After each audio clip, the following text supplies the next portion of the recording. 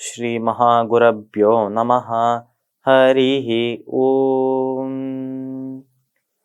சதாசிவசமாரம்பாம் சங்கராச்சாரிய மத்யமாம் அஸ்மதாச்சாரிய பர்யந்தாம் வந்தே குரு பரம்பராம். GeM TV நண்பர்களுக்கு எனது வணக்கங்கள். இன்றைய நாள் அனைவருக்கும் இனிய நாளாக அமைய எல்லாம் வல்ல இறைவனை வேண்டி இன்றைய மதமும் நம் மதமே நிகழ்ச்சிக்கு செல்வோம்.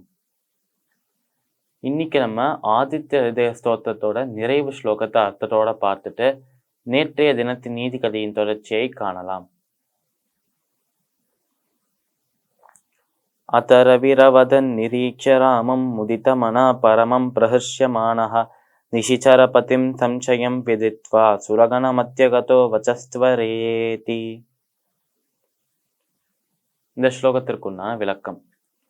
அதரவிரவதன் நிரீட்சராமம் முதிதமனா பரமம் பிரஹர்ஷ்யமானஹா. இந்த மாதிரி நடக்கும்போது போன ஸ்லோகத்துல பார்த்தோம், ராவணனும் வந்து ஒருத்தரை ஒருத்தர் நோக்கி வரா அப்படிங்கிறத பார்த்தோம். இப்படி ராவணனும் ஒருத்தரை ஒருத்தர் நோக்கி வரும்போது என்ன ஆறுது அப்படின்னா, இப்போ ஏற்கனவே பார்த்தோம், போர் ஆரம்பிக்கிறதுக்கு முன்னாடியே மேல வானத்துல வந்து தேவர்கள், ரிஷிகள், எல்லாருமே முனிவர்கள், குருமார்கள் எல்லாருமே அங்க வானத்துல இருந்தா இந்த போரை கண்டுட்டு இருக்கா அப்படின்னு சொன்னேன். இந்த மாதிரி பார்த்துட்டு இருக்கும்போது அந்த குழுவுல அந்த தேவர்களோட அந்த குரூப்ல உள்ள இருந்தவர் தான் நம்ம ஆதித்யனும் கூட. அதனால ஆதித்ய ஹிருதயம் சொல்லும் போதும் அங்கதான் இருந்தார். அவர் எல்லாத்தையுமே கேட்டுட்டு இருந்தார். இப்ப ஆதித்ய ஹிருதயம் உபதேசமும் முடிஞ்சாச்சு. இப்ப ராமரும் வந்து வணங்கும் போது இவரோட வணக்கத்தையும் இவரோட அந்த மரியாதையும் பக்தியையும் ஏத்துக்கிறாராம் நம்மளோட ஆதித்யன். இப்படி ஏத்ததுக்கு அப்புறம் என்ன பண்ணார் அப்படின்னா, அதரவிரவதன் நிரீட்சராமம் முதிதமனா பரமம் பிரஹர்ஷ்யமானஹா நிஷிச்சரபதிம் சம்சயன் விதித்வா சுரகண மத்தியகதோ வசஸ்வரேதி. அதாவது இருள்ல உலாவுகின்ற அரக்கர்கள் அசுரர்களோட அழிவு நெருங்கியாச்சு, நம்ம ராமர் ஜெயிக்க போறார் அப்படிங்கறத தெரிஞ்ச உடனேயே நம்ம ஆதித்யன் என்ன பண்றாருன்னா, இந்த மாதிரி பொறுமையான வேலை செய்யாத, வேலை சீக்கிரமாக முடி அப்படின்னு சொல்றாராம் நம்மளோட ஆதித்யன். இந்த மாதிரி சீக்கிரமா முடி, ரொம்ப அவசரம், சீக்கிரமா முடி அப்படின்னு சொல்றத வந்து ராமரும் கேட்டுட்டாராம். அவரும் ஆதித்யனை பார்த்து ஒரு புன்னகை போயிட்டு விட்டு போருக்கு தயாராறாம். 2 பேரும் போரிட ஆரம்பிக்கிறாராம். இதோட நம்ம அகஸ்தியர் ராமருக்கு தந்த உபதேசமும் நம்ம ஆதித்யனை பத்தின பெருமைகளை கொண்ட இந்த ஆதித்ய ஸ்தோத்திரமும் நிறைவு பெறுகிறது. இப்ப நம்ம நேற்றைய தினத்தின் நீதி கதையின் தொடர்ச்சியை காணலாம்.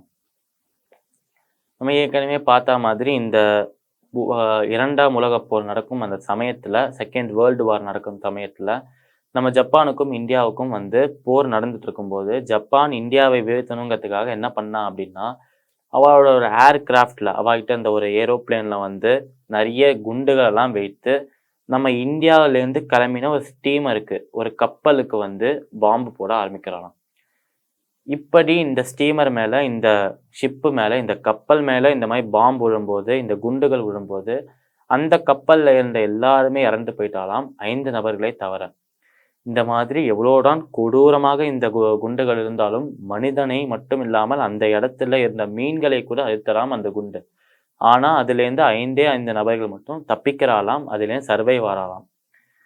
இந்த மாதிரி ஆன உடனே இந்த 5 நபர்களும் வந்து அந்த இடத்துல இருந்து எப்படி அந்த கப்பல் நொறுங்கி போனா அதோட சில பாகங்கள் இருக்கும்ல, அந்த பாகங்கள் மேல ஏறி நின்று அது மேல உட்கார்ந்து அப்படியே கடல்ல மிதந்து இருக்கலாம். இப்படி மிதந்துட்டு இருக்கும்போது என்ன ஆறுது அப்படின்னா, 5 நபர்களும் வந்து அவளை சுத்தியும் பார்க்கறாளாம். எங்க பார்த்தும் ஒரு துளி அளவு கூட எங்கேயுமே வந்து நிலம் அப்படிங்கிறது தெரியவே இல்லையாம்.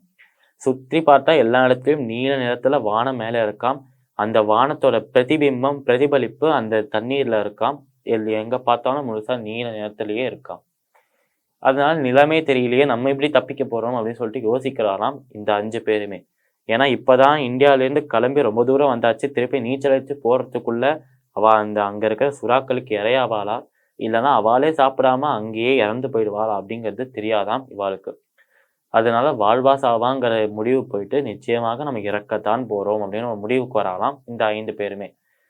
இந்த மாதிரி 5 பேருமே ஒரு முடிவுக்கு வரும்போது 5 பேருமே அந்த நேரத்துல வேற வேற மாதிரி யோசிக்க ஆரம்பிக்கிறாராம். ஏன்னா அவளுக்கு தெரியும் நம்ம இறக்க போறோம், இதான் நம்ம கடைசி நொடிகள் அப்படின்னு. அதனால 5 நபர்களுமே வந்து அவளோட நோக்கத்துல அவளோட பாயிண்ட் ஆஃப் வியூல யோசிக்க ஆரம்பிக்கலாம். அப்படி அவ யோசித்த விஷயங்கள் என்ன? நாளைய தினம் பார்க்கலாம்.